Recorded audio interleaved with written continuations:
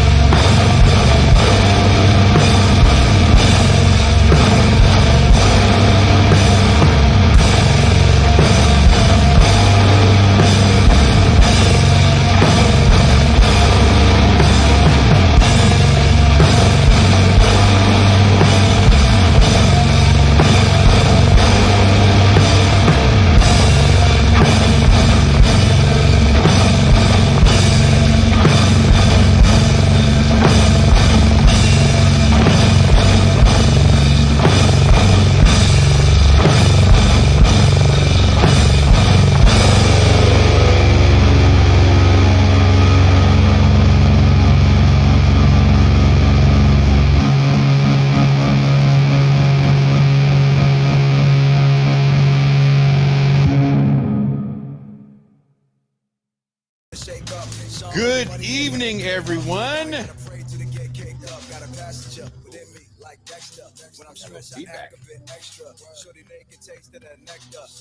Welcome to another episode of Beyond the Red Zone.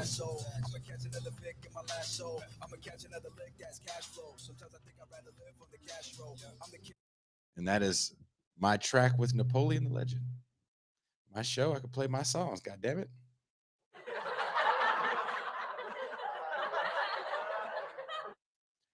But as you know, this is our leftist sports show with two of my favorite leftist sports commentators.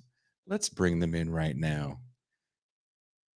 Our main host coming in all the way live from Virginia. He is also my co-host and part of the Saturday crew, Marcus of the Left Flank Vets. What's up? What's up? What's up? What's going on? Happy to be here. It's a lovely shirt. I was playing Bitter Lake. Yeah. Which in like we've talked about it in like the background, but I'm very excited when you're like, "Hey, it's my show. I get to play my music." You know, I'm very excited to say something close to that. This is the music that I helped curate.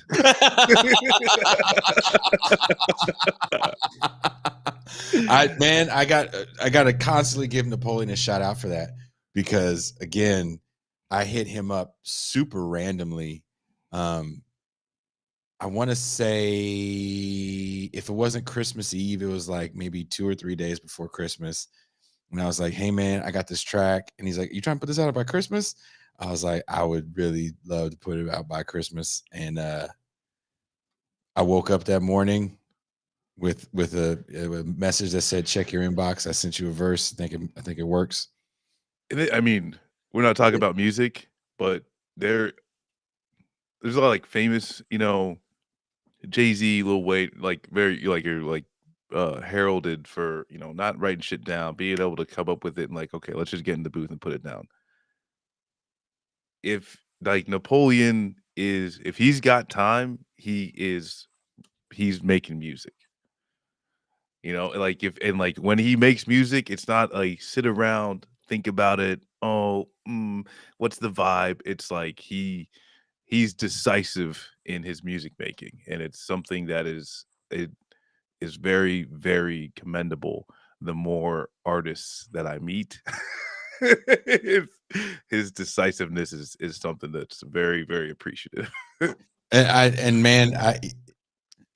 don't make hip hop beats, if that makes any sense. I mean, I make instrumental music and definitely generally I have a 4/4 time signature and the tempos definitely vary, nothing too fast, but it's not verse chorus kind of stuff. And so for him to do something over that, it really left a lot of room remember I was running and listening to it as an instrumental, and as I was running at the park near where I live, and I'm looking at the ocean and everything, I was like, oh, dude, I think a verse needs to go over this. This would be fucking rad.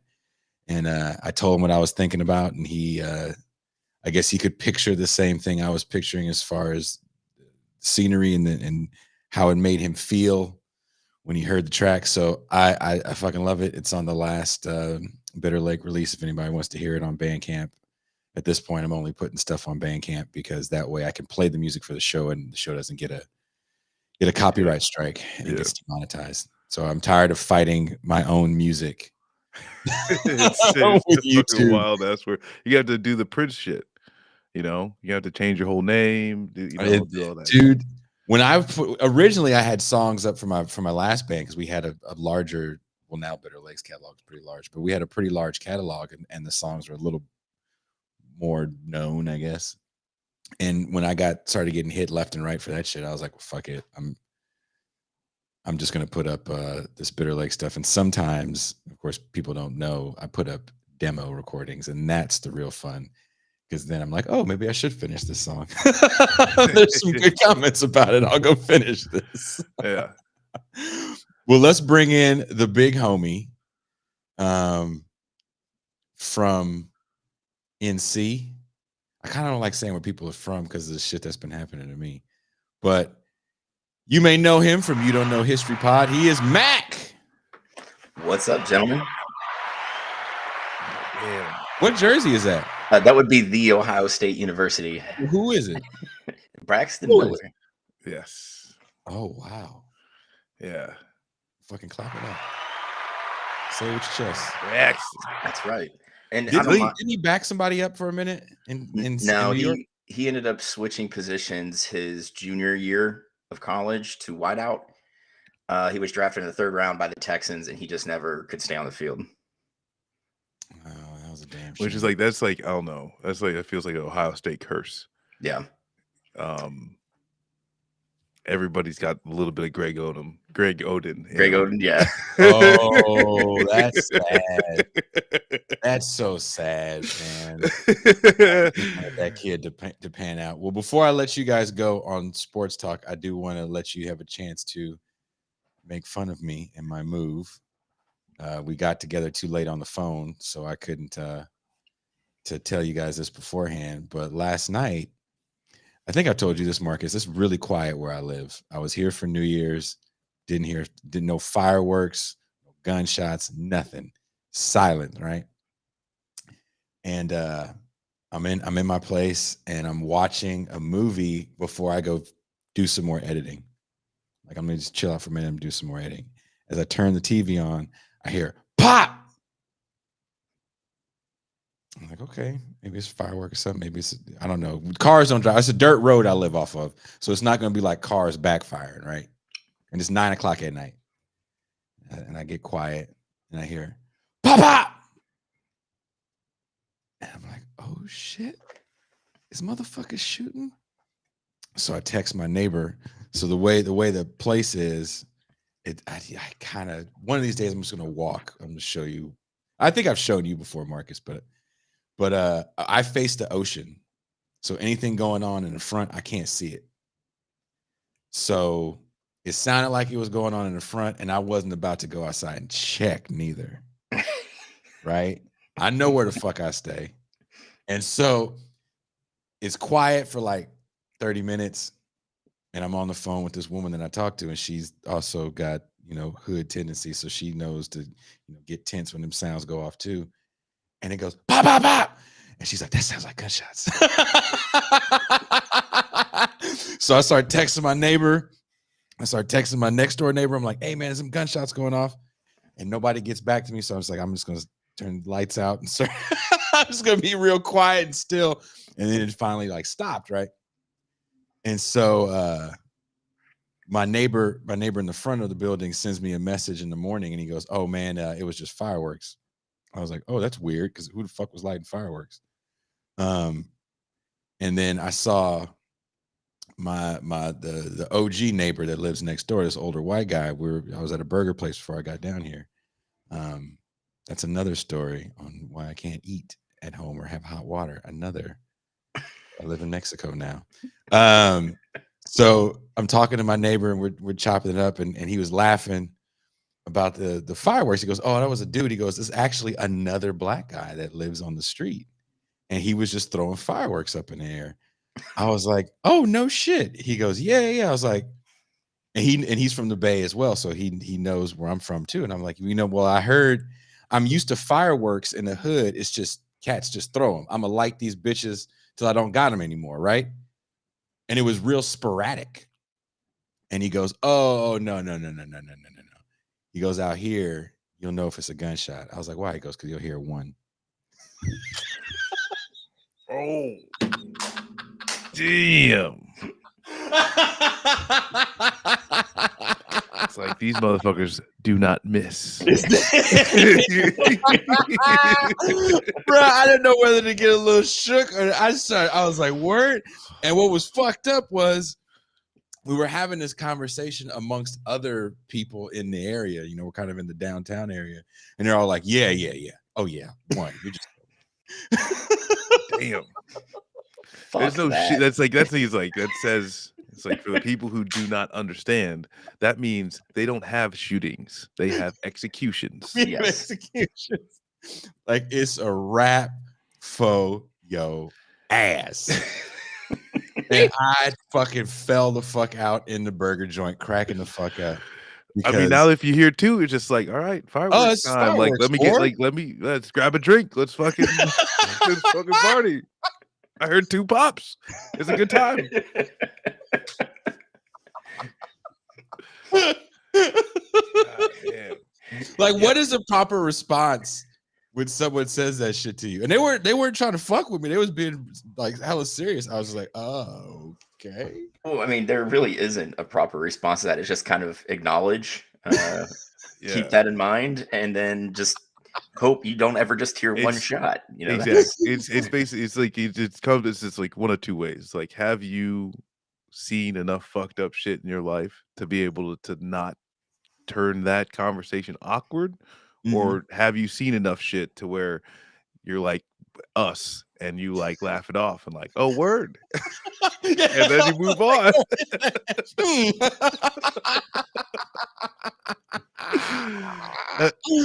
Unrelated question: who should I not piss off to get the one shot? Right? That's where the conversation needs to go. That is one, like, you get back to the pad and you have a couple beers. Okay, and who is the person that conducts the single shot so I can make sure I avoid them? Yeah, I actually times.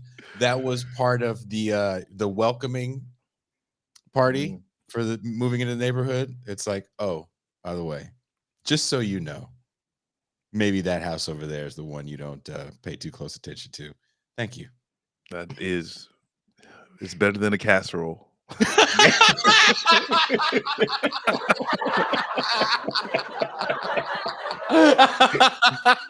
Yes. Which would you like? A really shittily prepared, like, Midwestern, I threw everything in this dish and put it in the oven at 450 for 12 minutes, and this is what you get, or the ability to just stay alive? Well, I'll pick staying alive over a casserole. Staying alive is winning. Just like when I was asking before about, should I tell somebody to pick up their horse shit when I'm running? Because the horse shit is everywhere. I'm like, come on, man, this is a bit of a problem. But I thought about it. And again, I'm not trying to be the one-shot guy. It's not a one-shot problem. It's not a one-shot problem. I mean, Jason, the fact that you gotta think, wherever you're running and there's horse shit, you have to think, do my neighbors have horses? And if the answer is no, that means somebody rich has horses, and you probably shouldn't fuck with them anyway. Right? Like, that's pretty easy deductive there. It's a good fucking proletariat math right there. My pro math is a little off. I got to keep remembering that I'm in some rarefied air over here off this dirt road, man. Yeah. And I get to be an uppity Karen every so often when I'm trying to do my morning run, and I got to dodge horse shit like it's a goddamn fucking and I think this might be one of the smoothest transitions everyone will ever hear. But speaking of horses, the Denver Broncos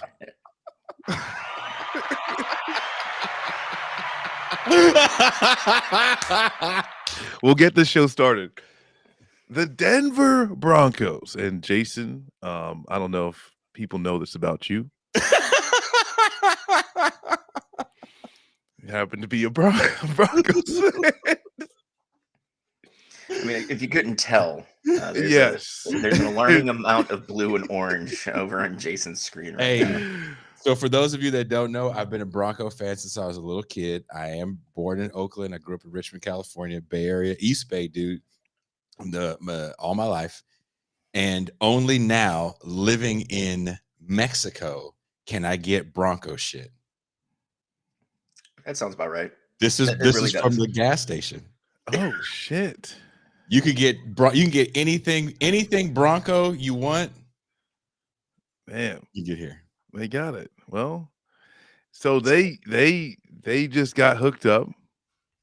Big Russ. Big Russ, new quarterback coming out of Seattle. So, I mean, first off, since you are the Broncos fan, happy, sad, what's your take? How's he gonna do? I kind of, if they were going to get a free agent, I was kind of hoping for Aaron Rodgers because I didn't think Russell Wilson was ever going to leave Seattle. I thought he was going to be kind of like Warren Moon in Houston, where by the time he left Houston, he was definitely not the Warren Moon that he was there, even though he put up some better than average numbers in Minnesota. So the fact that they got Russell Wilson relatively young at 33 and Tom Brady is showing us. Tom Brady is literally my age. We went to high school at the same time. We went to high school across the bay from me. And the fact that he's playing at a high level. I'm not saying Russell Wilson can play into his mid 40s, but it would be nice to see more athletes playing into their latter years because they're a little more smarter. So imagine if Joe Montana and Dan Marino could play into their latter 40s with the knowledge that they had gained instead of their bodies totally breaking down as bad as it did in their latter 30s. So I think we're going to see some really, really exciting football from this next wave of athletes. I mean, Aaron Rodgers is getting into the back nine of his 30s as well and is not letting up either. So Russell Wilson coming into a system that'll probably be catered to what he wants to do, mixed with a pretty decent running game with Javonte Williams and whoever else they want to put behind him. John Elway has had some great success with undrafted free agents, especially in the running back position. Giving up Shelby Harris hurt. Noah Fant didn't hurt as much because Obequinam, whatever his name is kind of the same player. And I think he actually played a little bit better, but Fant might just be quicker. And maybe that'll work out for him in Seattle. I don't know. I would love to see Von Miller return on a Super Bowl or bust kind of deal. I would love to see Bobby Wagner in the middle. I don't know if those things can happen. There is some cap space. And again, not getting a first round pick for the next few years, I think is going to leave a lot of room. I definitely believe in John Elway when it comes to his ability to draft undrafted free agents and later round picks. We generally have later round picks and undrafted players starting, not just making the team, but starting. So, and this is a draft of depth. So I'm excited on what can be a very, very promising season for the Denver Broncos, despite being in maybe one of the tougher divisions in the game. That being said, I will remove myself from the screen and leave it to you, beautiful young men, to lead us. Thank you. And I mean, piggybacking off of that, there's I think there's like some things that I like always going to concern about when moving quarterbacks, and that's where in like the coach for the Broncos kind of already stated like we're going to start tailoring systems to players, but where in my head that kind of leaves is the potential for no one really having a good grasp of what's happening, because you can either have a coach that can roll with the punches, players that can roll with the punches, but having those things kind of work congruently, i.e., those first seasons where you start this type of thing, can I think they can be a little messy. So yeah, Mac, I'm curious in your take. I mean, How Denver's in a. solid do you think Denver is going to be? You know, bringing in new QB. I mean, they're not just bringing a new QB; they're bringing in a new head coach. So everything's changing, right? Like everything. Um, you know, they're going to implement new systems. Um, so everybody's going to be in the, like, I guess starting from the same spot. Like everybody's going to have to learn a new playbook, right? Everybody on both sides of the ball. And the new head coach is somebody that's ridiculously well respected. Um, I think Russell Wilson's shown an amazing ability to stay healthy, before last year, um, there, yeah, like Steve said in chat, like Denver has really good wideouts. They've got a good young running back. Jason was right. They typically hit on a couple undrafted running backs that they kind of sack away. Like Philip Lindsay was a Denver product that, had 2 straight 1,000-yard seasons before injuries kind of got the best of him. So, I mean, there's potential for Denver to kind of, turn it around and get into the playoffs this coming season.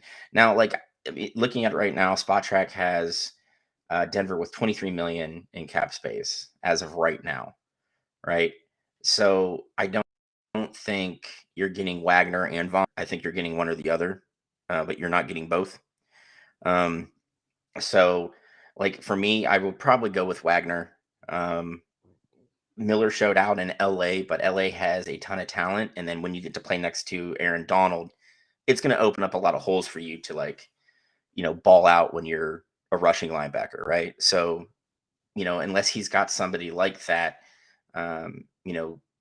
you could see like we were talking about before we started, Father Time gets every football player. Like he gets every athlete. So Well, and this is something that, like, I didn't expect us to really be able to ever talk about Tom Brady, um, on the sports show that we started a few months ago after he retired. yeah. But he is now unretired, which, like, I think it was like a few hours after his final touchdown ball, like thrown ball, had just been auctioned for over $500,000, Yeah. and then a few hours later, there's likely going to be another one of those things. Yep. I mean, it's Um, no worse than, like, you remember the McGuire Sammy Sosa home run yeah. derby, that kind of pulled baseball back from the brink of no one gives a fuck anymore. Oh, yeah. Uh, Well, Todd when you two Todd steroid McFarlane, freaks just yeah, launching baseballs into orbit, it's kind of hard not to watch. But yeah. But Todd McFarlane, the guy who created Spawn, um, ended up spending like $4 million on McGuire's 70th, right? And then what happens like 4 years later? Bonds does 73. So yeah, like that ball's barely worth anything now. It's just like that's what yeah, happens, man. That's what yeah. happens. Fucking holds like crypto. Yeah, Um, but no, and that's something where we were kind of like, before we even started talking about, and this is hopefully go into some of the other picks that you've highlighted as or at least not picks, but trades. Um, is that with the offensive line, and I'm going back to, like, you late 80s, 90s, where it's kind of just a wash. No one really cares, like, just do your job, shut the hell up. You do have kind of like something, I think, in the 2000s with just the more branding of sports. You start seeing guys like who was it, Tony Saragusa, yeah, um, kind of making like an individual, name. But no, we were talking about like how, like, offensive line is getting money now. Like, yeah, and like, not, and like you were saying, left tackles was like kind of always a thing. Protecting that blind side is pretty easy. But yeah, now it's starting to spread across the board. And that's what makes Tom Brady be able to, you know, last, is the fact that he's not really getting beat up as much as other quarterbacks or other, yeah. have been. So I mean, the thing, I think it's great. Like, offensive linemen are finally being recognized for, how important they are. Like, you said left tackles have, you guard the blind side because God forbid you have a left-handed quarterback. So they were getting paid. Baselli was the first like 10 million plus a year left tackle, and left tackles have always made a ton of money. But seriously, in the last 10 years, with kind of like the spread, spread offenses hitting the NFL finally, you realize that you have to pay, like, that should be the strongest unit on your team, right? Um, Brady played behind some very good offensive lines in New England.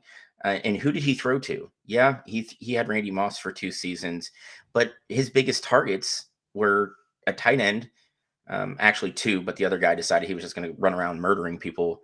And then, the two slot receivers in Wes Welker and Julius Edelman, right?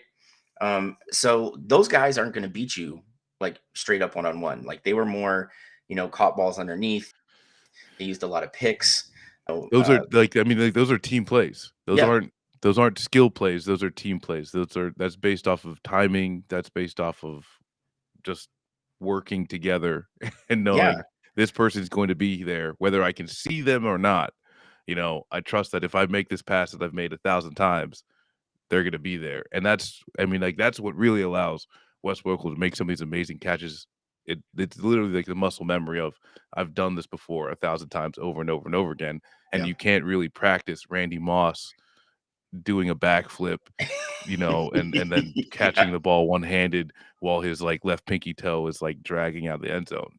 yeah. I mean, and that's the thing. Like, teams realize that there's a lot of talent, like especially at the wideout level, wideouts today.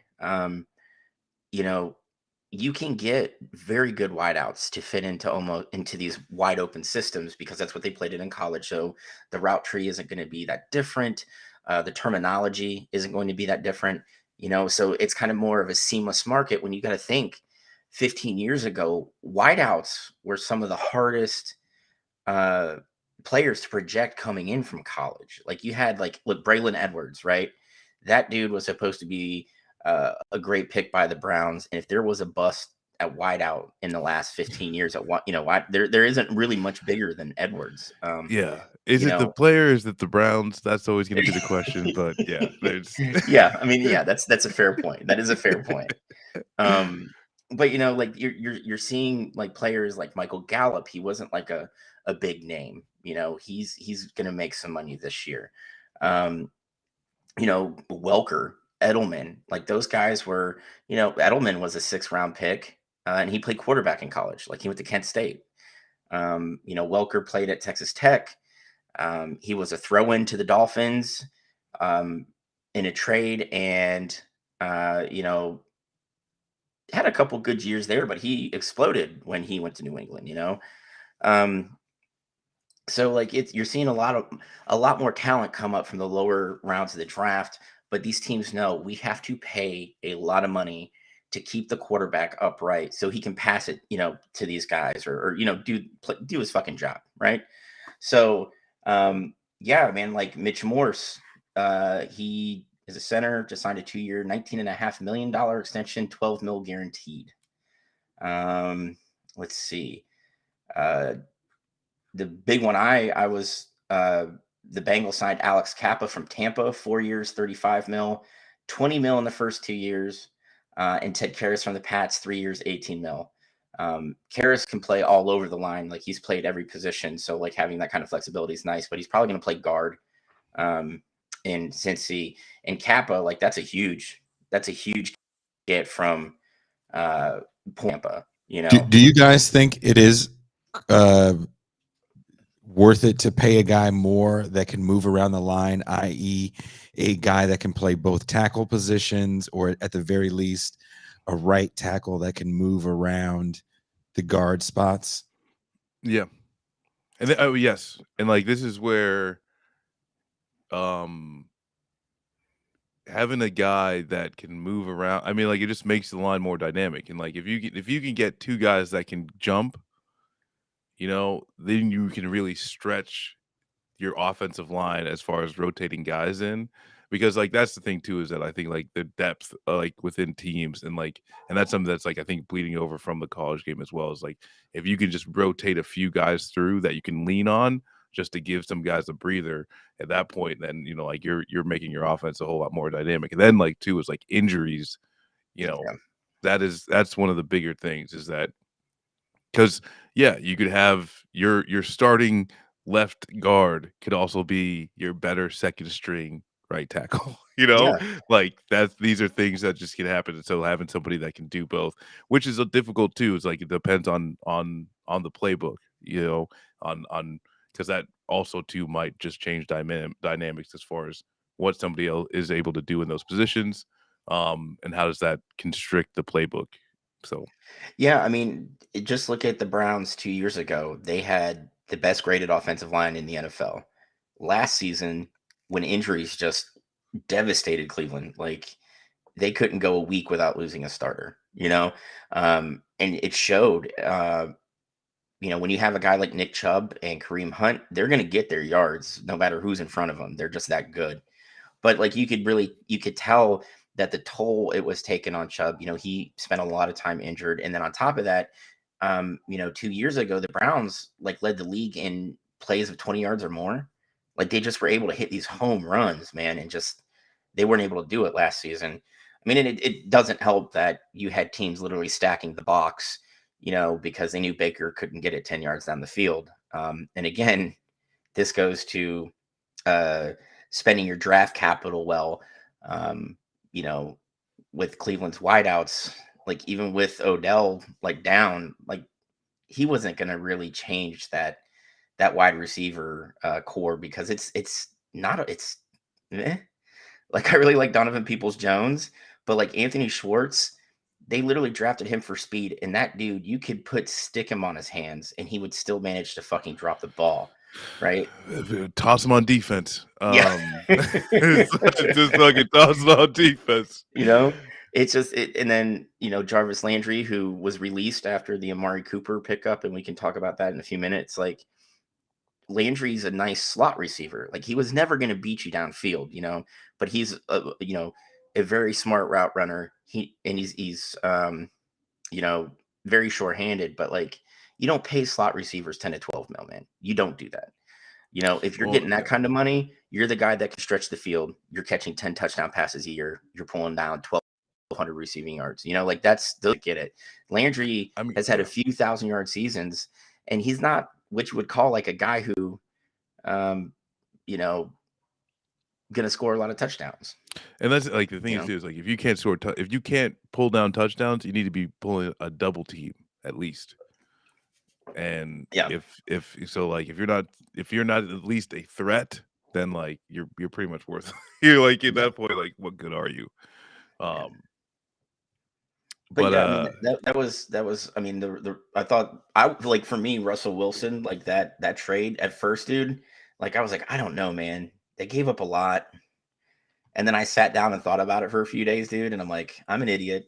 This is actually a really good trade. The Broncos made out like bandits, like. Well, and like I don't know if you got any things for where do you see Seattle, and because like in my head it just seems like Pete Carroll's like basically just saying like, hey, we're just gonna hit the reset button. Yeah, I honestly I think that's what you're absolutely right, Marcus. They're gonna reboot. They have done a horrible job of picking players, probably the last 10 years, man. Like their drafting is atrocious in Seattle. A lot of that Schneider, who I don't know how the owner of the Seahawks deals with his ass, because he's just bad at his job. That's like literally a white dude that fell into success, and he continues to fail into success. America. Come on. But like the thing is I can see them trying to spin off like guys like Tyler Lockett. I could see him trying to move DK Metcalf just for picks, because that cupboard's bare and they need to fill it up quick, and the only way they're going to be able to do that is through the draft. And I mean, and like I guess we'll see. Yeah, if Carroll can kind of like put together like the same like quick magic that he was able when he first started out at Seattle. Or he could just do like he did at USC and pay people under the table and, Hey man, break a few rules. hey, as long as you don't get caught, did you do anything wrong? Yeah, I As mean, long as you can move, as long as you can leave your coaching position at USC, go to the NFL, completely leave the university, just absolutely fucked. Did you do anything wrong? Come on. But, I think the last one we mentioned was Khalil Mack going to the Chargers, who now going to be partner up with our boy from the That's Ohio right. State University, That's right, Joey Joey. Bosa. So I mean, that might be one of the more dominant defensive lines that we're going to be seeing next year. It's going to be absolutely batshit crazy because, Bosa can't play off the line, right? Like, you can't have him dropping back in coverage. It's just not his cup of tea. Khalil Mack's played a down 4, a down defensive end in a 4-3. He's also played a stand-up linebacker in a 3-4. So, you're going to have that versatility. You're going to have two, arguably, of the top pass rushers in the NFL the last 10 years on one defensive line. And, the Chargers just signed J.C. Jackson from New England, and Jackson's led the league in interceptions the last 3 years. So, their defense is going to be stupid good. And you got to think, playing in the AFC West, where you have Mahomes in Kansas City, you got Carr in Vegas, and now you got Russell in Denver. You have this ability. They're going to have this great ability to pressure those quarterbacks. Yeah. So that's what you need. That's AFC South. Yeah, that's where it's at. AFC West. AFC West. Yeah. That's where it's at for sure. The talent there is ridiculous now. But then that's the thing. Is my only question, right, would be, I would be pushing Bosa now more than ever to, and this is going back to Ohio State. They haven't had him try to do offline. But I would be pushing now for it more than ever, and only really bringing it out in a few positions, because there's always going to be the plays where you got them down, got them nailed the rights, and I think that's when you can count on Bosa to make a play. And so yeah, even though he's not too good at it, that would be what I'd have in my back pocket. Really, even holding Khalil Mack off the line, having him do the split blitz, and then having Bosa just drop back and really changing the game, because they're not that's I don't know, I'm not. Well, it's going to be genius, crazy to see who gets doubled in all this, right? Yes. Because you can't. If you're going to double one, you're leaving the other guy one-on-one. And then that's something too. It's once that can be drawn called on the line. I mean, you could even come up with this is the thing too. It's those are quick code word changes too. You could be saying one thing in the first quarter until a totally different thing in the second quarter, and the offensive line is going to be the wiser, because it's a simple motion, of just trading off of hey, I'm doubled, you go, versus you're doubled, I go.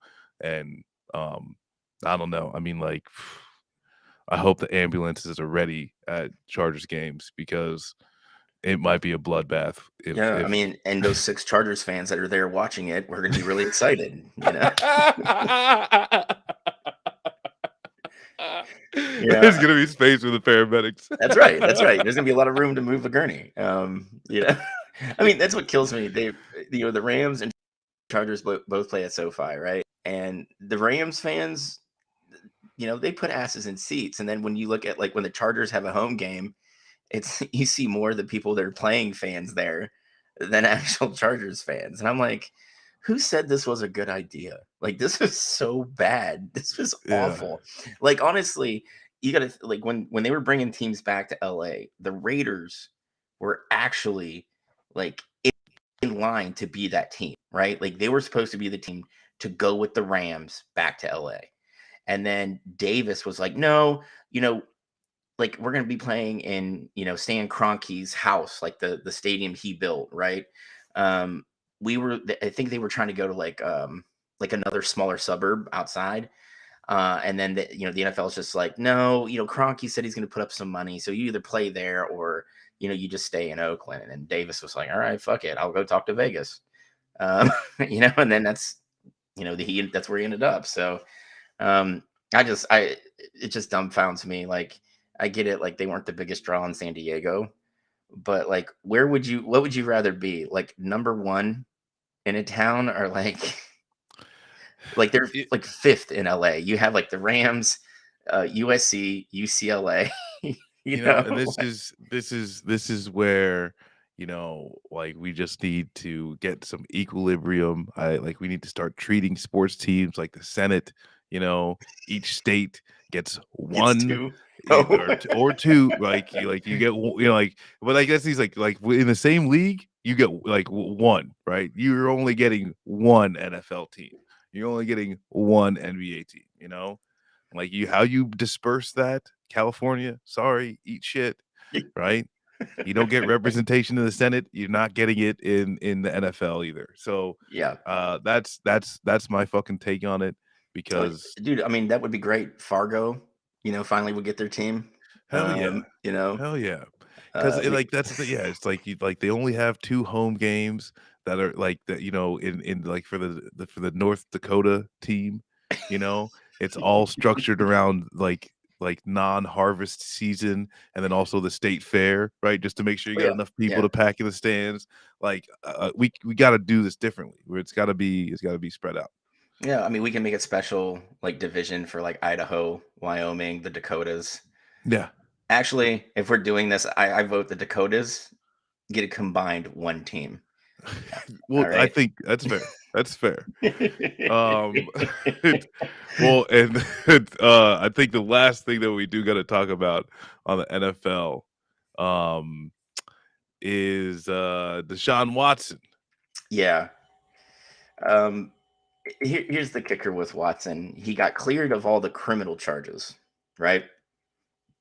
The civil cases are still pending, and there's 22 of those. Yes. Like, he's going to get traded. I really think it was just the criminal cases that were hanging over him that kept him from being moved last year. But I think now that that's out of the way, he's going to get moved. And I told you guys where I think he's going to go. I really think Cleveland's going to pull the trigger and move for Watson. You think it's gonna be Cleveland? Yeah. Yeah. I mean, I think you've seen what you get with Baker Mayfield. I think if he's feeling good about himself, he could be a really good quarterback, right? But I just don't think he's the guy that's going to get the Browns over the hump. And the Browns are built to win right now, right? Like, they're built to win. They got a pretty good offense. They just picked up Amari Cooper. I can see them maybe drafting another Ohio State, one of the Ohio State wideouts in the first round this year. They're going to put some weapons to kind of take the heat off of Kareem Hunt and Nick Chubb. The offensive line's very stout. The defense is really good when injuries aren't a factor, right? But like, literally, Mayfield is the weak link there. And I could see, honestly, Mayfield being part of that trade, just to maybe offset some salary. And, that way Houston could say, look, we have a young quarterback, and they could let him play out the year on that last year on his rookie contract, and then see if he's the dude that can, kind of grow with the Texans. He's not, but okay. Yeah. But yeah, I mean, the play makes sense. Yeah. Yeah. But I mean, it's the other teams that really need QBs, like Carolina. He's not going to win there. Like Christian McCaffrey is probably getting moved this offseason too. And there's a lame duck coach in Carolina, like Matt Rule. Probably should have just stayed in college, but he's one of those college guys. It's like, I could win anywhere, and it's like, no, bitch, you cannot. So pump the brakes, dude. And then like the Saints, they're in salary cap hell. Even with some of the moves and restructurings they've done, they're still like, I think, 40 million over the cap. The new guy down in Miami said that he's going to stick with Tua. So like, there's not a lot of moving space for him to go now. Like, people, like, I've heard people say,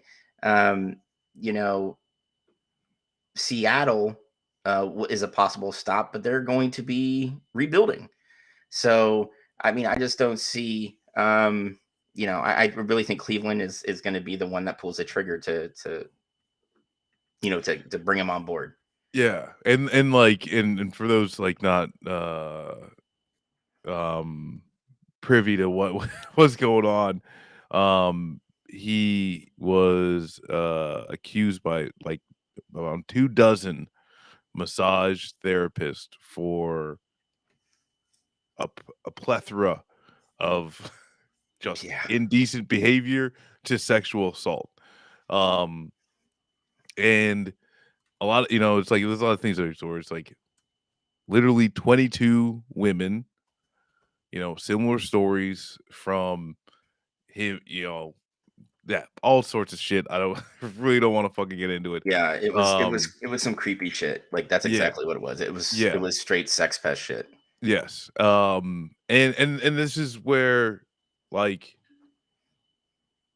I mean, like you just see the world for like really what it is that the fact that it's like when like the Black Lives Matter movement, when you talk about Me Too and like what are the actual results from these like huge popularized movements, and it's everything is still large like working the same as it ever did. And you've got this dude like literally sexually assaulting multiple women in a professional setting, and he's just, oh hey, like no big deal. Not going to be too surprised if sometime later down the road there's a whole lot of money moving around. Yep. There's a whole lot of, hey, if you shut up you get this, type of stuff going on. But that you don't and like this is the thing is like one woman comes forward and then the next thing you know there's like dozens of other people who corroborated like the dates, times, like what this motherfucker was wearing, and then hey, and this is where it's like you're gonna see this like good old boy judge just say, well, those women they probably wanted it because he's a rich athlete, and I was like, no, like this is not how Yeah. fucking life works. Yeah. I mean, it's just like all the shit going down at Louisiana State right now. Like that whole uh fiasco where like the legal firm the university hired to do like the independent investigation found out like the cops, the local and state judge in those districts were ignoring a lot of the the crimes, the sexual, and 99% of them were of sexual harassment, sexual assault. They were just saying, like, just like you said, oh well, how were, like, one of the judges actually asked how some of the women were dressed. oh Like my like fucking that's god, a in predicating the factor. year of our Yeah. Lord 2022. Yep. Fucking hell. So and like that's where like I hope this guy does like I hope fucking no like he's gonna get fucking picked up. He's gonna go on, make millions of fucking dollars. These women to get no justice whatsoever. Um the league rolls on, right? Yeah. Yeah, and that's the thing. I've seen people on Twitter that are like, "Well, he's going to get suspended," and I'm like, "No, he's not. No, He's he's not not. pending any. He's not pending any criminal charges." And like somebody in chat already said, "You think the NFL gives a shit about civic matters?" No. No, No. not even a little bit. They, let me like straight up, the NFL doesn't have end racism on their helmets because they want to end racism. Yeah. Okay? They want to sell tickets. They will do the bare minimum that they have to sell tickets. Yep. They And want everybody to feel warm and fuzzy, like doing the traditional lib thing. Like, look, I'm on a shirt, and I'm doing something important. People see me carrying this message, and it's like, but have you done anything? yeah. Yeah. Yeah. And the thing is too is like there's usually not also like this the surrounding culture that's actually like call out dog shit behavior. But you can find that here on Beyond the Red Zone. So That's right. hey, That's right. Deshaun Look, Watson, the NFL wants to end racism and jealousy. Is that what they want? racism and jealousy. But as far as leagues moving along, last story of the day, Major League Baseball, That's America's pastime about 100 years ago, is back. They've come to a deal.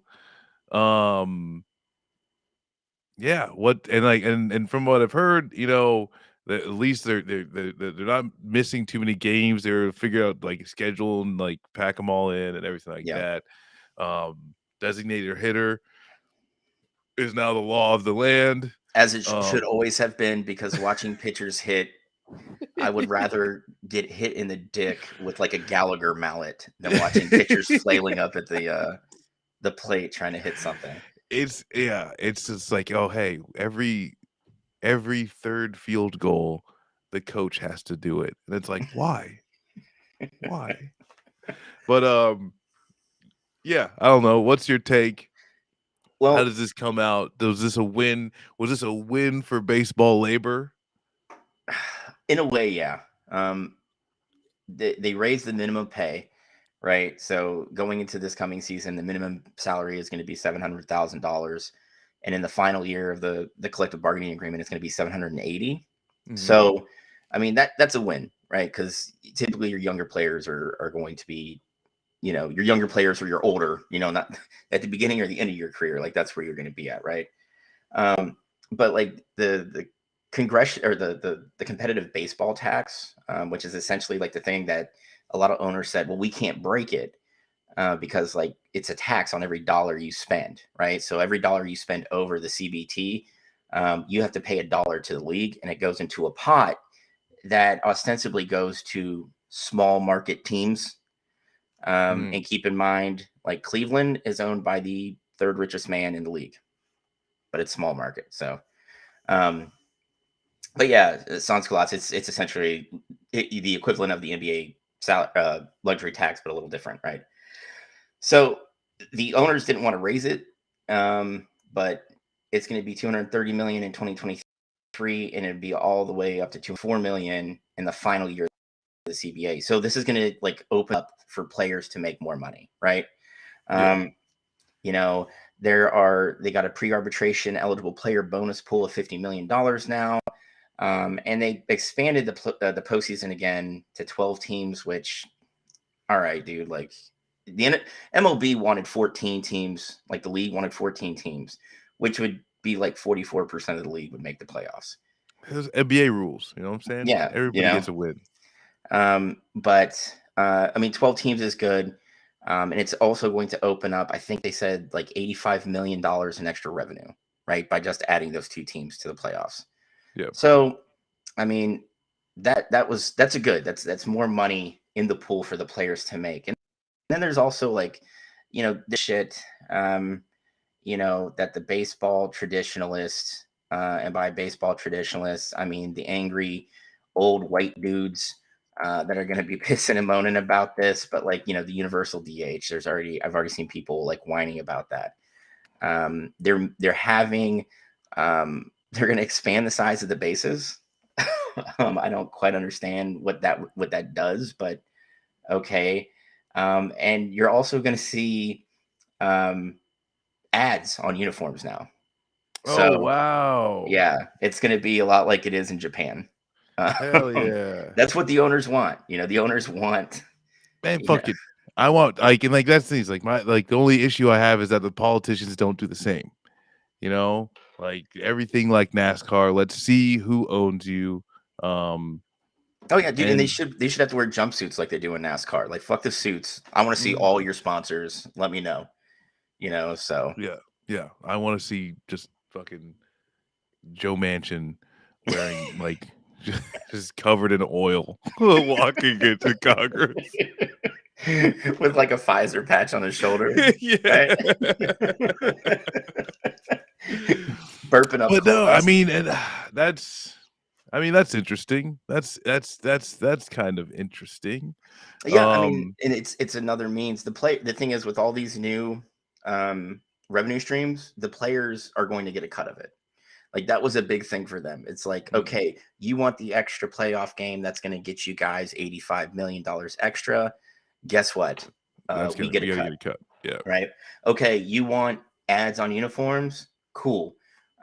We're going to get X amount of percent, X percent of larger ones, and then we'll take a smaller cut of like smaller secondary sponsors. Right.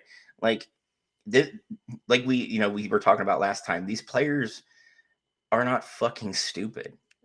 You know, like they stuck to their guns, and they gave a little, but I think overall this is probably the best possible outcome for being locked out, right? Like I think this was the best they were going to get, you know.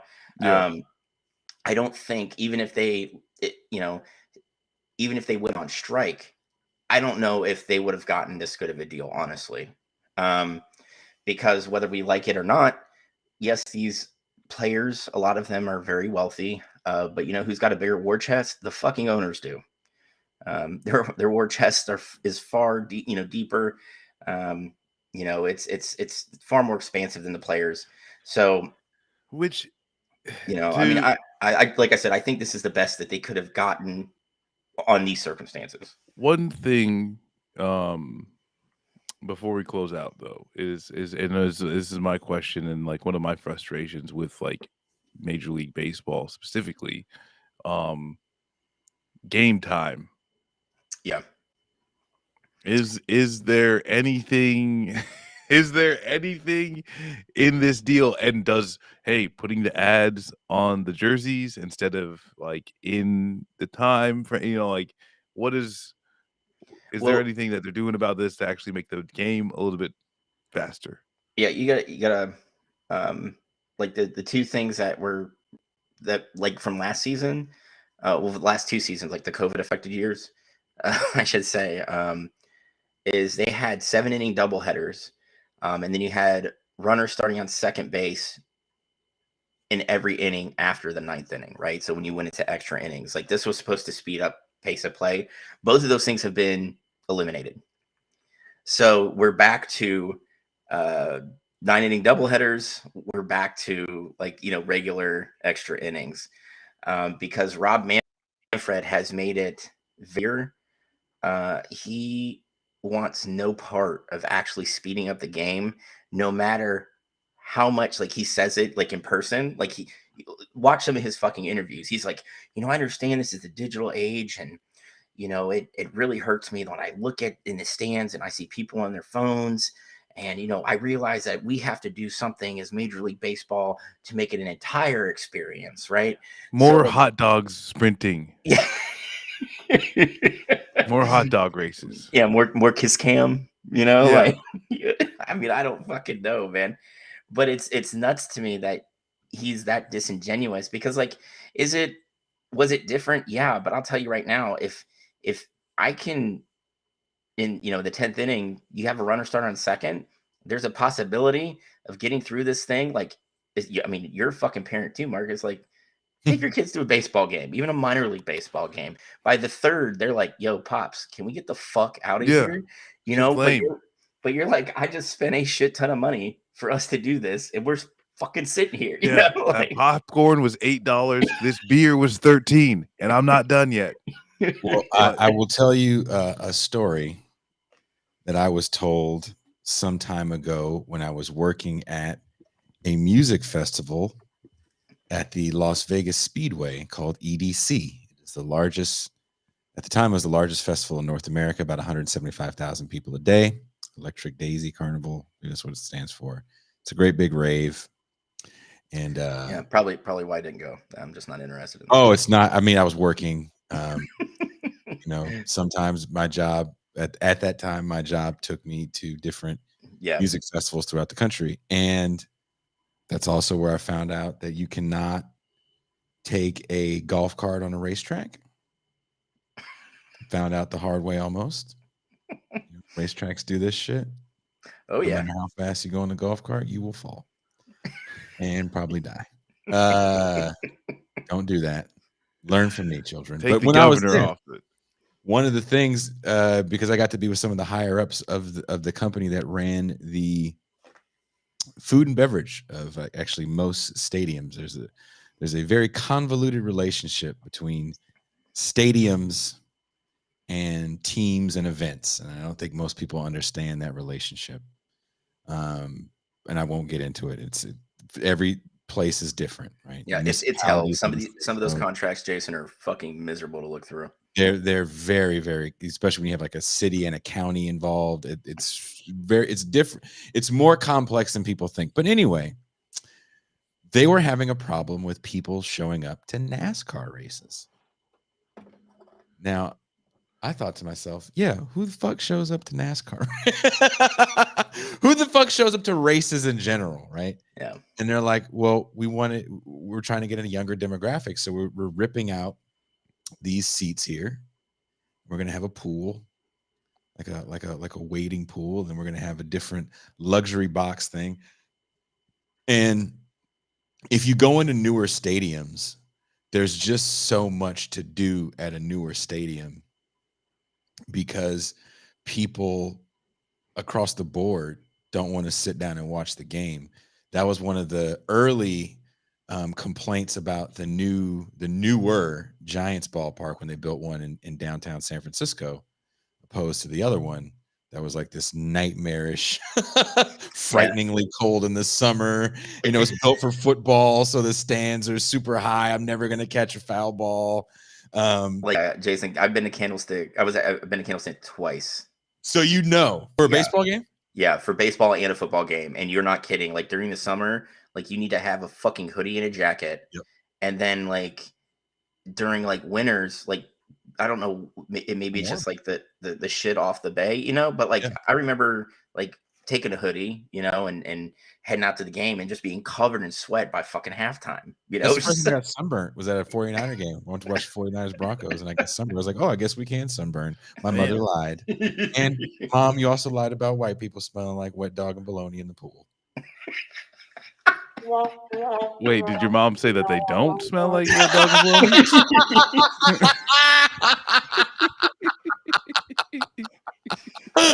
Hey Marcus, that's fucked up because like that's how they target Axe body spray at us white folks. Okay, we got to cover that up, man. The new Giant Stadium was the knock on it was that people left by the 7th inning, much like Dodger Stadium. People were not engaged in the game like they were at the old stadium. I remember the old stadium had fights. Like legitimate people were getting fucked up. So it's interesting to see what people want to do when building a new stadium, because now your whole thing is how do we keep the interest of families? So even at the new stadium, there was like a playground for kids. This is the thing. It's like back in the this is the just the weakening of our country, okay? Because he used to be able to slap his kid in public and tell him to sit down and shut the fuck up. Right? That's how they learned to love the game. And it was scary for me to move because the seats are so high. And some friends and I would go to the Charger stage. Speaking of, you were talking about the Chargers. You could get Charger Bronco tickets relatively cheap on a secondary market, like over 15 years ago, probably. And we would drive down to San Diego and go watch the game. And a buddy who actually relocated down there, he called me up and we were reminiscing about the good old days of making these road trips to see football games. And he said, do you remember when that dude fell? And the the Charger Stadium was so high that a dude fell, because you know how it gets kind of fucked up, maybe 4 or 5 levels down. Oh goddamn! And he wasn't being crazy. He was just like, yeah, and he tumbled. Damn. And he fell on the lap of a young white girl, like a child. And and she did what anyone would do. She just went, oh! And the guy got scared. He was fine. He was kind of like a roach on his back. He was like, he jumps off the girl, and the girl's dad is like, are you okay, to his daughter, and of course to this man. And then the man's like, I'm fine. And they shake hands. And then the white guy is doing like this, like, hey, found a black guy in San Diego.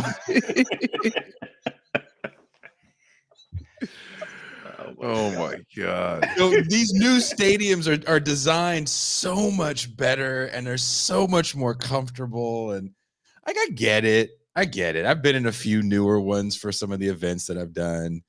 I watched the national championship a few years ago when it was in San Francisco at the At Levi. at Levi. Levi's okay. You know, I definitely had some issues with what I do with their setup. But I get it, man. We live in a new era where people are not going to be stimulated by the event itself. That's for a whole different person. And generally that person can't afford to go to the game. Sadly. Yeah, I mean the funny thing is, like, if you guys remember a couple years back, the Alliance of American Football. Yes. Right? Now, Charlie Ebersol essentially built the league around an app, right? Like everybody's gear essentially had a chip. Okay. And so in this app, you could literally watch the game just on the app and it would move. Like everybody would move. Like it would run the play for you on this app. And it was buddied up with a gambling app. So like literally you can change bets or add bets as you're watching everything unfold. Now, when the league went under, okay, you got to keep in mind the Carolina Hurricanes owner ended up buying the majority interest, and essentially he bought the league for the app. That's what he wanted. Interesting. He's like, that is where the money's at. So when it goes into bankruptcy, and like he's calling into Charlie Ebersol and all the other, you know, moving pieces of the AAF, and he's like, well, I need some of the cash I put up back. He wanted that app. But the bankruptcy court judge was like, nah, dude, that's not how this shit works. This stuff goes to auction to pay off the creditors of the league. So MGM ended up getting their hands on it. So now at this point, MGM's trying to essentially partner up, as we've seen legalized sports gambling kind of like starting to spread. Really? They're starting to buddy up with all these, with like MLB, NFL, straight up leagues. NBA, yeah, to have this app put into like every game. So like I said, as if you're a gambler, which I'm not, I never really got into it. I like drinking booze. That's my vice. And, you know, so, I mean, like, this is the thing is like, there could, so like potentially they're going to be like, press this button now to make a bet to see if the wide receiver catches this ball. Yeah. I mean, whoa, there's going to be bets on the fly. Yeah, there's going to be stuff like that.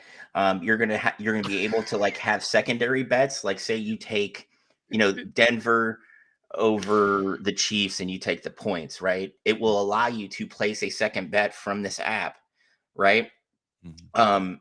Based on how the play, you know, like I said, you're watching everybody's movement. Is this guy's little peg or whatever moving slower? Obviously he's injured, so I have to take that into account and put another bet down. Yeah, you know, that's insane. Throw 5 on the wearable technology for gambling. Yep. They make science fiction movies out of shit like this. I mean, I think a fucking Elon Musk chip is better in a helmet than it is someone's head. So like if they can use it for that. But all I'm saying is Teslas catch on fire quite often. I can only imagine what a brain chip's going to do when that catches on fire. Did I tell you, Marcus, that my buddy drove down here? He was not just to my house, but he was driving. He just bought a Tesla, and he wanted to drive it to Ensenada, which is like a really beautiful city, a little south of me, like 40 minutes south of me. And he pulls up in the Tesla and he goes, just give me your address. I was like, you're not gonna find it. He's like, well, I got this new Tesla, so I give him the address. And sure enough, he was like down the street, around the corner. He definitely was not at my home. And I was like, my home is so stalker proof. Yes. Yeah. You say that now until the NFT guys start coming at you. Yeah. Yo, man, they went after Adult Swim. They straight up went after Adult Swim. Some crypto douche was like, Adult Swim needs to make a cartoon based on the NFT monkeys, like right now. And like literally in the next frame, they were like, yeah, we need to do that. Like we need a hole in our head. And then like the dude whose tweet they quoted, like got on Twitter, was like, they've just made a lifelong enemy. All of us that are in NFTs need to go after Adult Swim and Comedy Central. I'm just like, oh my God. Crypto people, or is it the same people? It's just like, well, the dude who like they put his tweet up on Adult Swim, like when he saw that, he got butthurt, and then like all these crypto nerds were like, "Oh yeah, man, we could take it to him. We're just gonna start like making NFTs of all their properties and da da da da da. They can't sue us for that." And like there was like an attorney that popped up, like an IP attorney was like, "They can most certainly sue you, and they're owned by Viacom, dude. None of you guys are gonna get away with this." And there's any way. Like this whole we did a show. Marcus was on the show with Dr. Michael Harris, and Dan Larson joined us, and we talked about science fiction movies, and part of that kind of the theme of Michael Harris's upcoming book is that Blade Runner is now. It is the past, even. Like that is the world we live in. That's like one of the most disturbing parts of like reading, Dr. Harris, is that when he's kind of saying like, "Hey, this is how capitalism can reflect some of these movies that you watched, like V for Vendetta or RoboCop or Blade Runner." Back to the, he's like, "Hey, but guess what? It's not in the future. It's right now." And you're like, "Oh fuck." I think I sent you the book too, Mac. Yeah.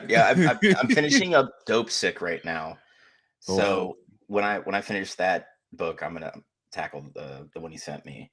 But I'm trying to only do one book at a time because I'm the guy that starts like 6 books at a time, and I never end up finishing them in a timely manner. So like, I forgot about what led into this, so I have to go back and reread it. So Marcus can tell you that This Is Revolution book library that we get for the show, which is about to expand. There's a new book I'm trying to get us for a show about palm oil. Oh, that man! Yeah. There's so much shit there. It looks very interesting. So, well, if you want to talk about like a really big one, Jason, talk about the CFA, which is essentially the colonial franc that France forces their former colonies in West Africa to use. I've got a book that that's on my shelf to read, but like it goes into how it happened and why they're still being forced to use it. And there's very nefarious reasons for it. So Bear would love that. And I have another book I have to send you, Marcus. There's another book. It's for April.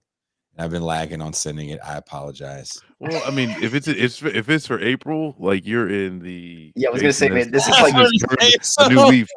Like that's like Jason has turned a new leaf. If it's for a show in April and you're sending it me now, like that's the fix. Then that's what I've been asking for. Well, I got to get on my shit because Doug Lane. I was supposed to get interviewed by Doug Lane today, and he got backed up with work. And the last conversation we had, he goes, "Jason," like, "Yes." He goes, "Write a book." It's like. And this is like all you got to do to write a book is keep writing your articles and don't publish them. That's how I've been. The living in a world without attaboys is it feels good sometimes to be like, I accomplished something today. I did something. I'm helping. Before we I want to make it clear though that just because you send me the books, with me giving me enough time to actually like read them and think about them, I'm still gonna read them the day prior. The day before. I was gonna say, Marcus, we shamed him into finally getting it to you in a timely fashion. But if you're just going to continue to read them the day before, then you know what, you reap what you sow, my friend. Well, and that's the thing though, is that it's like I just like to talk shit. I like to find reasons to talk shit. That is a very fair reason, though. And Mac, that is an extremely. I'm talking like sometimes. 2 hours for the show. Sorry, Marcus. I swear you got the book. Well, hey, it's only 160 pages. You're fine. Oh yeah, the introduction is 50 pages. Don't worry about it. Just Jason, intros, like, you did that to me. Intro's the fuck out of here. It's like basically it's the top and bottom of each chapters is what I'm usually getting into. The top sentence. That's it. Just the Yeah, top it's like, yeah, really, it's like the top 2-3 sentences of saying in this chapter I will, and then like Yeah. at the end of it, like the last page for sure, like you need to be wrapping this shit up, and it's like, okay, I get it. Boom, next. Listen, all you need to do is have the thesis down and then get something from like what they've gleaned in their work, and you could bullshit the rest. Well, actually, You guys are trying to give up. There's a lot. Look, I'll tell you this much. This is a true story. Cedric Johnson was a big guest I had on my show some time ago, a few years ago. And I didn't read Revolutionaries, but I read every article I could find, everything he wrote. And before someone writes a book, they generally write a bunch of scholarly articles.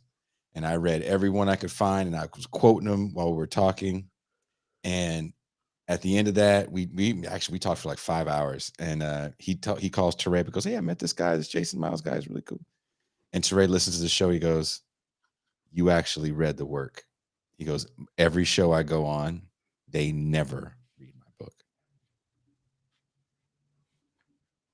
And because of that, I will fucking sit there and read as much as I humanly can, because when you do the reading and they come on, they appreciate that on a whole nother level, and you get a better conversation. Yeah. which So it was a few Saturdays ago. You weren't there. Who's the guy? Anton Yeager. Yeah, post politics and the hyper It politics. was a good show. A clip is coming out of that pretty soon. Oh, it's up already. It's up already, but that was a good show. So that's, I mean, like Pascal was trying to get into the details, and like me and Stefan were like, nah, like I just want to know more about this hyper politics stuff. Like, let's because talk about where we're at now. I don't know. I'm big on that. Now we're just kind of dragging on though, and we're gonna. I'm sorry, but yeah, no. I mean, like, I'm okay with it. I think I got it. This look. I told these guys before we went. I was like, I'm trying to keep it at an hour. I will say this, and thank you guys all for listening to the show. This show, out of all the TIR Present shows, is doing the best audio only numbers by far. Well, it's because Marcus has a beautiful voice and he's a handsome man. You're just too good to be true. I'm having so much fun with this show. If my daughter was home earlier on days like this, we would make it a strict call-in show, because I definitely want to get to that point where we do more call-ins. Maybe if Mac and Marcus, if we can work things out, then it's to last a little longer, then we'll try to work out some sort of call-in feature, because I definitely want to get your guys' voice on this show, because this is something we can feel a little bit good about, and we can have civil debates. Our Saturday, speaking of civil debates, our Saturday show was so much fun. I love whenever Esperanza comes on, and she'll hit me up after the fact, like, dude, thank you so much. I love the pushback, and that was and I'll say I had a conversation with someone, and about some of like the pushback that Esperanza gets, and like, I think Pascal did a good job of like even kind of addressing that. Yeah. But that's one of those things where like there is discussion to be had. I don't even like using debate anymore. It's ruined. Yeah. It's fucked up. But there's a very serious discussion to be had. On the left of like where do we want to go? Mm-hmm. What policies do we want to support? How are we making sure that we're actually supporting marginalized communities? If it, when it comes to whether it's immigrants, whether it comes to Black people, whether it comes to women, when it comes to trans, non-binary folks, when it comes to whatever, and when it comes to sex workers, I think that there's just a little bit more of a serious conversation that needs to be had. And I'm not saying Esperanza is 100% right. I'm not saying that anybody else is 100% right. But the things that are happening on the ground, and that they can always be improved. And I think that like there's a very serious fucking conversation. And for dudes who enjoy watching and indulging in sex work, right? As the consumer, we're gonna need to start taking a real hard look at ourselves as we move forward. Yeah, and I know this particular person is like kind of sets leftists off, but John Oliver, say what you want about him, his show is fucking amazing. When it comes to like the main topic breakdown, and last week's was about sex work, and he brought up three possibilities, that the pros and cons of all of them, right? So for him, he brought up complete legalization. Then you had complete like banning, and The Swedish model, yeah, and then you had what he called the middle road, which is just decriminalization. And by that, it's not just it's not just the fact that we're going to decriminalize, like Marcus said, me the consumer, like you can't bust me for going to seek out sex work. Decriminalization also involves the sex worker not being under threat of arrest for plying their trade. And like there is like, and this is one of the things on the left we really have to sit down and talk about, because of all the things we scream into the void on the internet about, or on our favorite streams and whatnot, it seems like sex work is like one of those things that really sets the left on fire, as far as like people getting butthurt and just screaming at each other. Because you have some leftists that are like, nope, sex work can never be actually work, because there is somebody that is, taking advantage of another person, right? Then you have someone like me, who I have friends that are sex workers, and for them it is work. It's how they, pay their bills, and they're not being forced into it. They're just like, I do this. I have OnlyFans. I have a friend who is a captain in the Army. She does videos of her feet, and she makes like $12,000 a month doing it. I think there's a huge thick line between that person and the person that is forced into sucking a dick. Yeah, I've cleaned a lot of toilets. It's not fun. Yeah, but I agree with you, Jason. I agree with you there. Like the hardest part of this is going to be making sure that sex workers have a safe enough place to do their work without having that person that co-ops them into doing it through violence or other means, right? And that's and this is where, like, I think the caution of like the full-fledged, one, there's just like, be cautious of sloganeering and what can be co-opted. That's one, right? Because Black Lives Matter can be co-opted into a bunch of fucking silly ass shit that doesn't really make any fucking difference. And so going to like this, like, hey, full on, sex workers work. I think what, at least from, like from my perspective of what Esperanza is saying, is to make sure that that's not being co-opted to make sure that they legalize pimping. Well, that's so ultimately what happens, and there's a very exploitive nature, especially again the view that what Mac is talking about, and when you're talking about someone that's dealing with shit from a global perspective, especially the global South, when people say things like, well, sex work is work and all work is exploitive, again, I don't think we're talking about the same things. Yeah, and that's there's a fucking line. There's a fucking very fucking hard line. Very, very, very, very different line. But what happens is, I think sometimes certain voices get louder than other voices, and everything becomes an amorphous term. And there's a reason why that term was invented, to make it amorphous, so you can't make the distinction. And as long as we don't have any sort of distinction, as long as there's massive exploitation, it's a problem that's beyond like, oh, just get a union. Like because there's just a huge difference between sex content creation, which is and can still be extremely exploitative, right? Like that we can understand that, and like global sex trafficking. Like or just where I live. If I go 20 minutes up the road into TJ, there's literally an industry that's really, really sad that people don't choose. It chooses you, as the young people say. Yeah. Um, But that's where those, like, I mean, Jason, you are I think one of the more serious. You're it's hard to say that because you're not serious a lot of the time.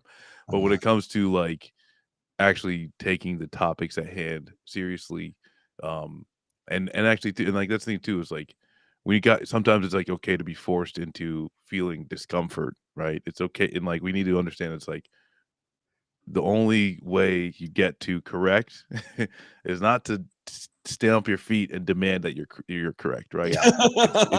It's opening up to maybe I was wrong, and like that's as especially too. It's like if you're talking about on the left, you know, you're talking about are you coming at things with a materialist viewpoint and trying to actually get the facts on the ground, like no, like there's not like not all fucking subjects are settled, and I yeah, think we should be able to hold multiple truths, yes, and we should be able to understand that there's contradiction in the dialectic. yeah, And you know, yeah. I worked with people in that life, and it's rough. It's a rough fucking life. And actually I'm gonna do a little quick like little theory nerd fucking throwback shit. But like if you got some fucking time, you know, On Contradiction by Mao is a pretty good way to just even understand and like go about thinking of yes, we've got desks, we've got trees, but then there's this thing called wood.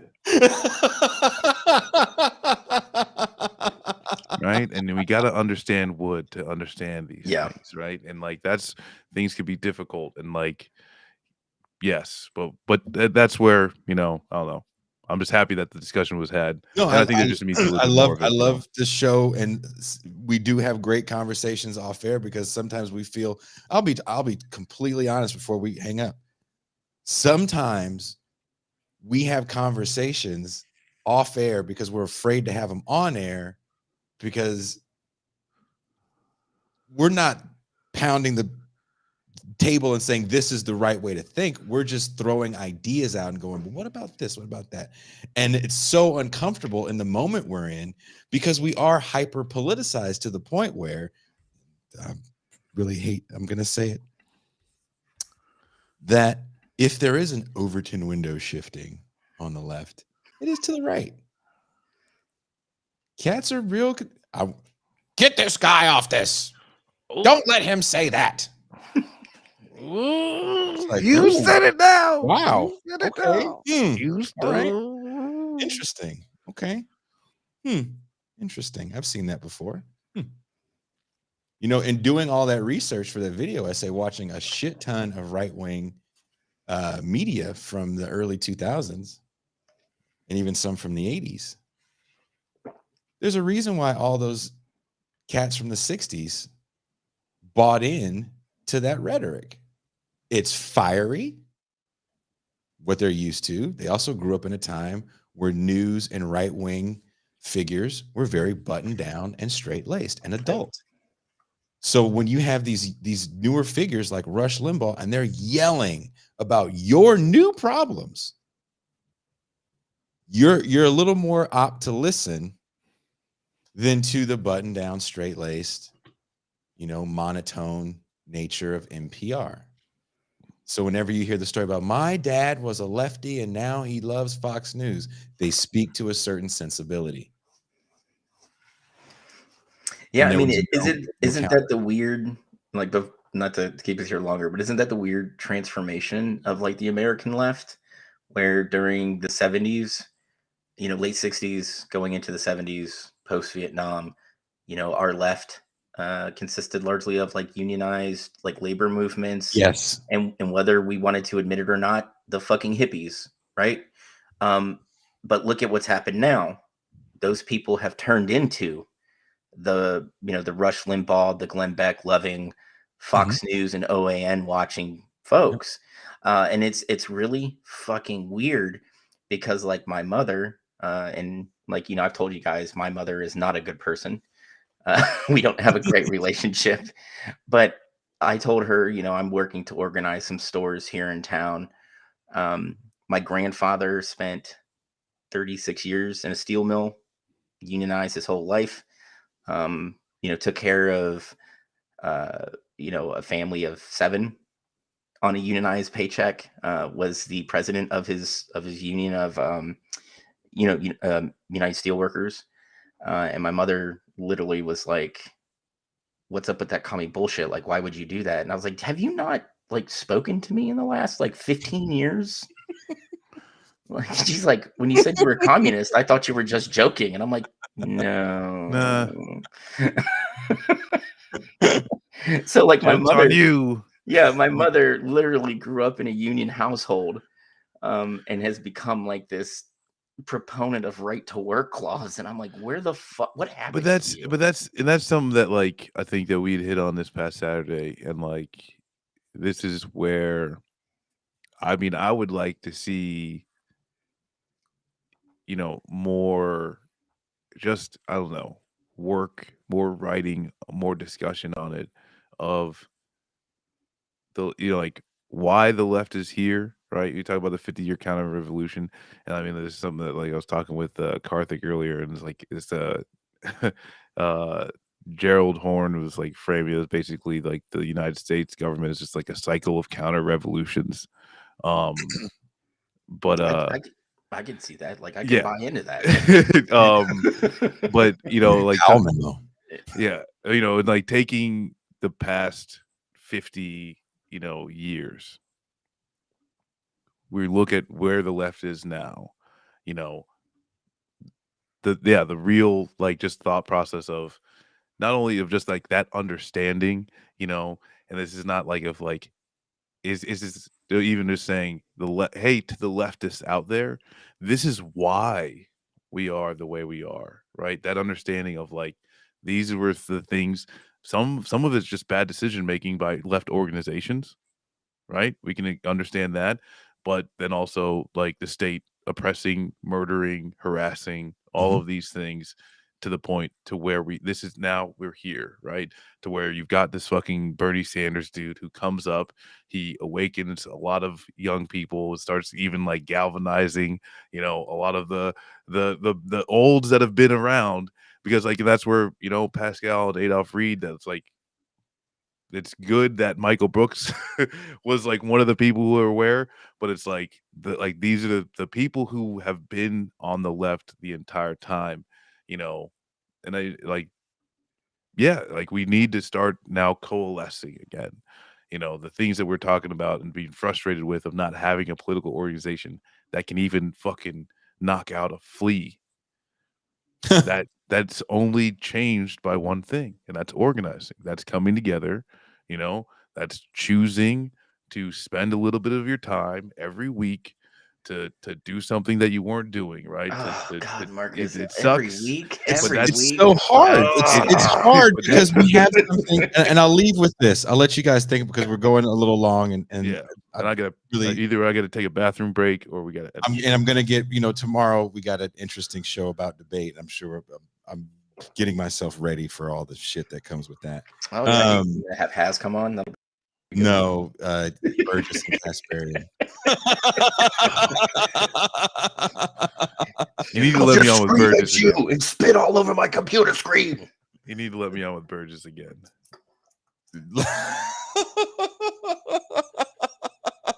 I like that. Before you go, let me hit I you like with this question that you're not ready for. As you're getting ready to do another show. There is something that we haven't had before, which is a release valve. And that release valve sometimes is the void of social media.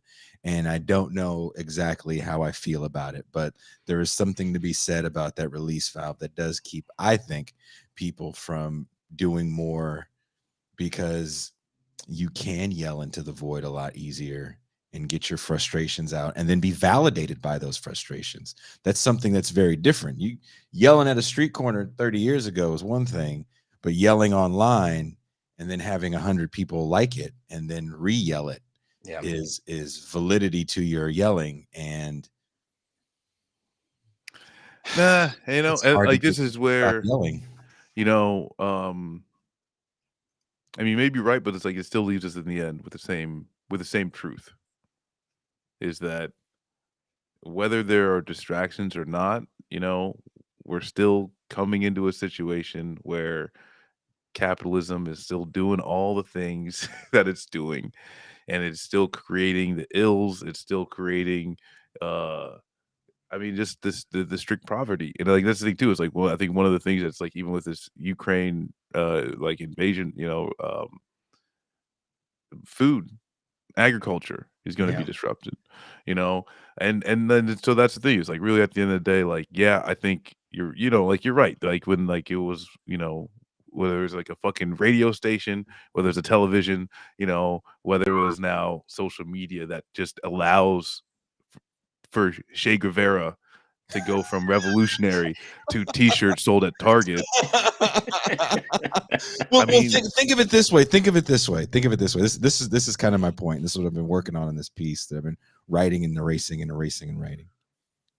You have the ability now. You know, Anton said this on the show. We said this on the show with Esperanza. Pascal brought up something very interesting when Esperanza was talking about what about the Philippines and they're, you know, this, that, and the other, kind of a third world view of revolution. There's a lot of people that love to look at the third world as like, well, this is the model. And Gene and Pascal brought up something very interesting. These are agrarian societies where people are kind of cut off by the tools of capitalism, unlike young American children. So if you grew up in a village, one of the fucked off islands in the archipelago of the Philippines, you could probably you remember what I asked you? Remember the question I asked you off of that discussion? Yes. It's a very frustrating thing to have a realization to. But I asked Jason, it was like, was it Sunday? The day after? It was Sunday, yeah. I called Jason. I'm like, man, I've been thinking about this shit. And I asked him, I was like, and all I was say is like, there hasn't been a revolution in a, you know, mature capitalist society, right? Or like, in especially like some type of late stage capitalist society. And then we talk about the United States, which is like the disgusting zombie heart of capitalism. We actually don't have a model for that. Yeah. We use the tools to just voice our frustrations, and it's really hard to decouple also from a mindset of American exceptionalism. I think when we say exceptionalism, we just think of it as America is great. It's not just America is great. We are a land that has a lot of mythology, and we love heroes. And all Americanism is like Pascal and I talked about it today on the David Feldman show. We were guests on there. And Pascal called me early this morning. He always forgets that I live in California, or he just doesn't give a shit. Either way, it's fucked up. But anyway, we were having a discussion about the kind of necessity for messianic figures when it comes to leadership. And part of the video essay I did, and a big thing that I'm writing about, is Trump and Sanders served the same purpose, as did Bush Jr., as did Bill Clinton, and definitely as did Barack Obama. These are messianic figures for a lot of people that are going to lead them to the promised land. And what happens when we fall for these messianic figures, we love upholding systems. So just like the wonderful judge that doesn't give strict sentences or no fines, you know, you're upholding a judicial system that you said was problematic 5 minutes ago. So is it the system or is it the man? Yeah. And that becomes, in my opinion, that's the problem that we're dealing with right now. And this is still because a lot of us are still trying to decouple from this reality. Mm-hmm. And I don't really have to think about it too much and write about it or make any art about it, because while I'm doing that, I can't get the attaboys. Yeah. Yeah. Those attaboys, those likes, that shit is maybe the most heinous creation of all time, because it really is, in my opinion, a release valve for any sort of real building. And COVID hasn't helped, because it's very, very hard to get people just to not, like, I watch when I'm not doing this shit, I watch a chiropractor like just crack people. There's nothing sexual about it. It's just a chiropractor, right? And most of the problems that people have when they go see her, they're like, "Oh, my neck is sore because I'm looking at my phone all the time." Yeah. Well, See, the great thing is I don't need attaboys because I spent 16 years as an infantryman and my self-esteem's so wrecked that I really don't need more than one person to be like, that was smart. So The like when I get that yeah. when I get that one like, I'm like, I'm good, man. I am fucking great right now, you know? The lack of yelling and name calling is actually all I need. That and I'm good. However, now I do want to say, hey, we're gonna fucking close it out. I'm taking the reins on this fucking thing. Thank y'all for watching another episode of Beyond the Red Zone. We will be back not next Monday, but the Monday after that, talking about whatever sports is going on. Now, do I say like Jason hit the button and we are out? Love it.